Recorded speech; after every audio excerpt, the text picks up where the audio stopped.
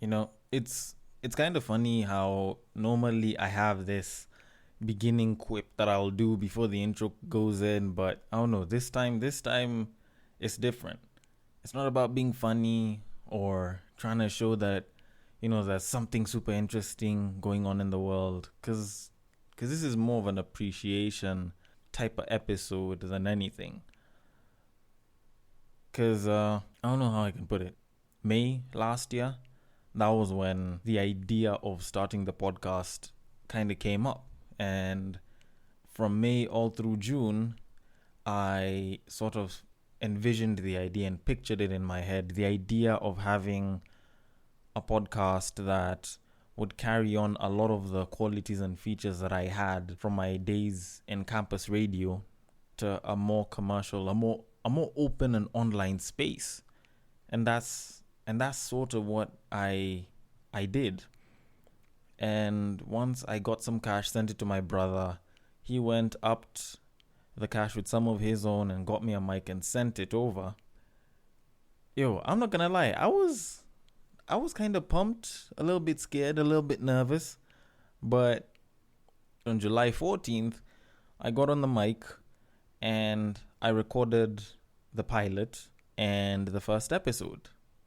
It was scary as shit. I had never done it before. I never sat in my own room talking on a mic.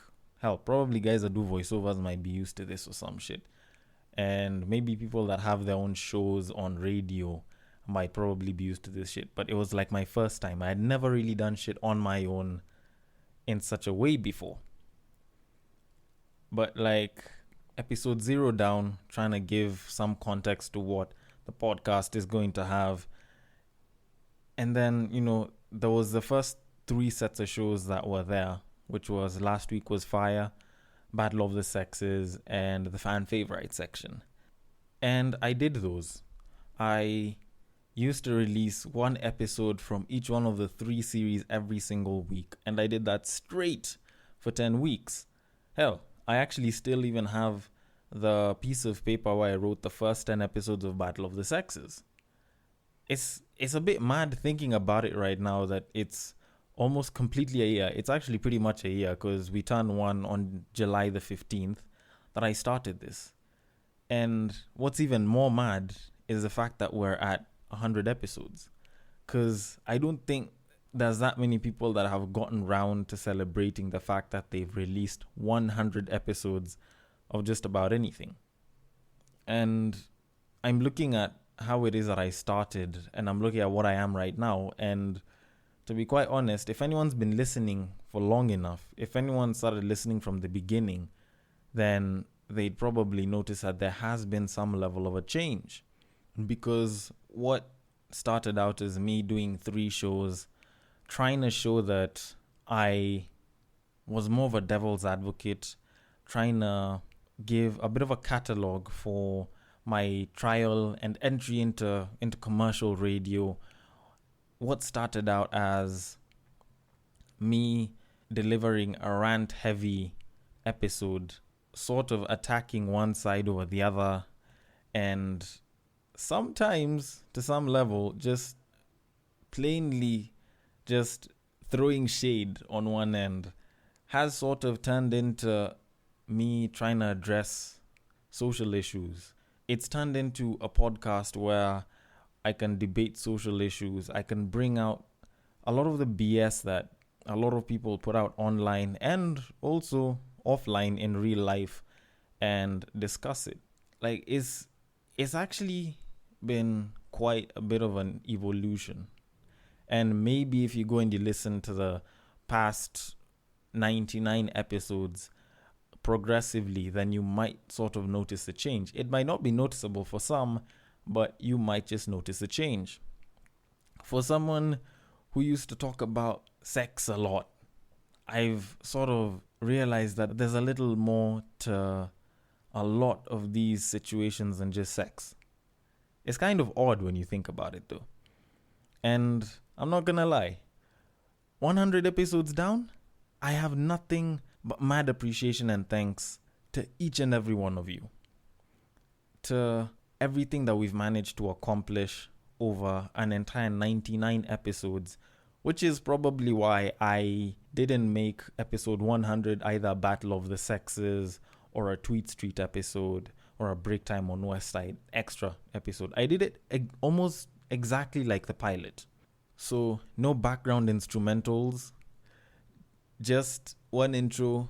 There's probably gonna be an outro, and it's just me talking. Back to basics, And when I talk about we, I don't just talk about the people that helped get the equipment to start the podcast, aka my brother. I don't just talk about the one or two people that have helped me with the distribution. I'm not just talking about the people that were involved in the making of the episodes, whether I featured you or whether you contributed some topic. I'm talking about the people that sat down and listened, or, just listened in general. I'm talking about you, the fan that constantly listens. I'm talking about the people that will almost always give me feedback. I'm talking about the people that will always make sure they listen, whether or not I've sent them a link, whether or not they knew about my existence before this podcast, whether or not they got the sharing of the podcast or they just found it on Apple Podcasts. I'm talking about the people that will constantly give feedback and will constantly share the content and will constantly tell people, you know what, there's this podcast called Break Time on West Side and you should listen to it. And I'm also talking about the person that will pick up the phone, hit me up, and even give me a full-on review of the episode that they just listened, which I probably just released, all of it on call, because they genuinely do listen and give feedback.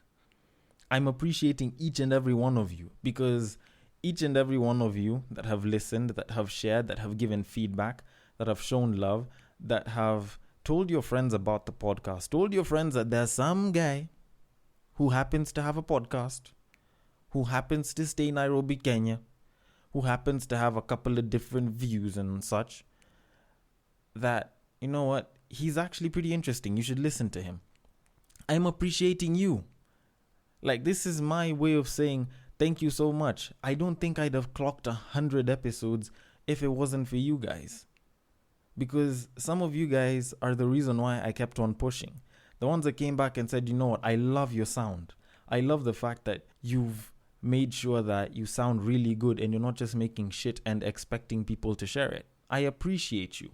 And more so, I appreciate the fact that because of you guys, we've managed to get to 100 episodes. Because I don't think y'all really understand how big 100 episodes is on a podcast. Because a recent study, actually a 2018 study that I was reading on a blog, mentioned that the average podcast lasts about 7 episodes. And a 2019 one I was looking at while I was busy looking for that information talked about 14. But the thing is, I'm not even debating which one or the other is correct or wrong. But the idea is there's so many people that start podcasts, that start YouTube channels, that go and become online content creators only to sort of die off a couple of weeks or maybe even a couple of months after going in. The fact that we've managed to go on this far and continue to churn out episode after episode, remaining as consistent as possible, is a feat that I think needs to be appreciated and needs to be recognized. Not just by me, the person that makes the content, but the people that listen to the content. And I appreciate you guys for that. Y'all have no idea how much I appreciate you for that. So this episode is entirely for y'all. It's not like I just get up on the mic to rant about shit nowadays. It's about coming in and giving a different side to the story. It's about coming in and saying that, you know what, even though the court of public opinion agrees to this or disagrees with this, I think different. And you probably should too. And yes, it sounds a bit like being a devil's advocate, but not all the time. Because essentially, when you look at the world right now, when you look at the generation that we're in as a society, it's a very trigger-happy generation. And that's the name that I actually am going to give it. We're very trigger-happy kind of people right now. Because there's a fuck ton of people that go online And it's not like they go there because they want to do anything productive per se, but you'll find that they log onto social media because they're waiting to get triggered. They want to get riled up by something someone said that just sends them the wrong way. There's people that get on social media who are on the same table, or at least the same exact space as the ones that are like getting riled up, that go on social media to rile people up. And the thing is, I don't feel like that's a very nice place to be in, especially when the court of public opinion and cancel culture and the fact that there's a bunch of people that will be ready to talk shit to you, to bully you online because you have a difference in opinion exist. We shouldn't allow them to exist. And instead of that difference in opinion being respected, it's like you're suddenly on the wrong side of the law. I personally don't subscribe to the single-mindedness that a lot of the online communities sort of try to give you, because I think we all need differences in opinion. We all need differences in ways of thinking. I also think we need to be more accountable as a people, because I don't think you should say that, you know what, we should be against domestic violence, we should be against sexual harassment and domestic abuse, but still come up and be like, if I see my man's talking to another woman, I'm gonna kill that fucker. I don't think we should do that. Just the same way I don't think that even when it comes to our religions, that you are allowed to go and preach love, yet when you hear that there's someone who's a homosexual, if someone's gay, if someone's a part of the LGBT community, that suddenly they should be stoned and killed. I don't think that we should do that as a people, you know? So I'd rather be a little bit incorrect here and there, because I think that if you're speaking water, I don't think you need to drink wine. Speak water, drink the water, nigga. I don't think we need to be socially, morally, or politically correct for us to make a difference or to say things that actually matter on this planet, because if we all thought the same, then shit, one, the world would be boring, and, well, we'd probably all want to fuck the exact same person. But we'll probably leave that aside for a different time. The idea that, you know what, just because I don't believe in what it is that you're believing in makes me wrong is probably one of the biggest reasons why you'll find that the comedy genre is sort of failing, because you don't want to step on somebody's toes and then it suddenly becomes a scandal that ends up ruining your career. Like, that shit's actually bad. And I try to speak against such in the sense that I try to be socially, morally, and politically incorrect, but overall still true to myself.